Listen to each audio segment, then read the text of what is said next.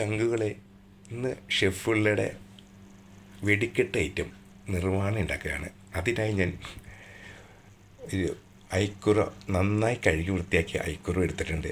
അതിനകത്ത് കുറച്ച് നാരങ്ങ നീരും ഉപ്പും മുളക് പൊടിയും മഞ്ഞൾപ്പൊടിയും വെളിച്ചെണ്ണയും ചേർത്ത് ഒരു അരമണിക്കൂർ ഞാൻ സെറ്റാക്കി വെച്ചിട്ടുണ്ട്, മാരിനേറ്റ് ചെയ്ത് വെച്ചിട്ടുണ്ട്.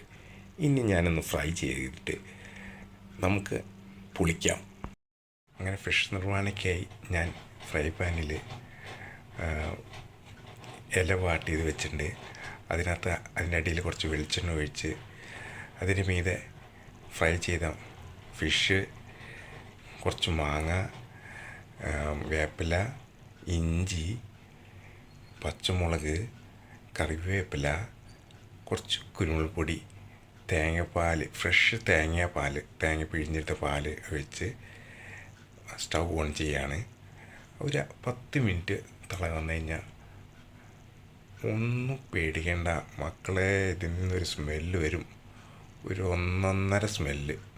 ഓ വാ മക്കളെ, കണ്ടടാ മക്കളെ, അതേ ഫിഷ് നിർവ്വാണം കിടന്ന് തിളയ്ക്കുന്ന കണ്ട.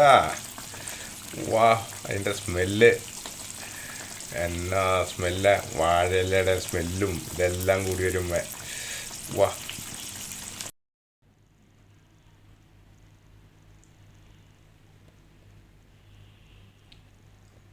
ചങ്കെ, കാടി ഉണ്ടാക്കിയ ഫിഷ് നിർവ്വാണം എങ്ങനെയുണ്ടെന്ന് പറയണേ. എന്തെങ്കിലും മോനെ ഇഷ്ടപ്പെടുന്നുണ്ടെങ്കിൽ കറക്റ്റായിട്ട് എന്തെങ്കിലും ഉണ്ടെങ്കിൽ പറഞ്ഞു കേട്ടോ.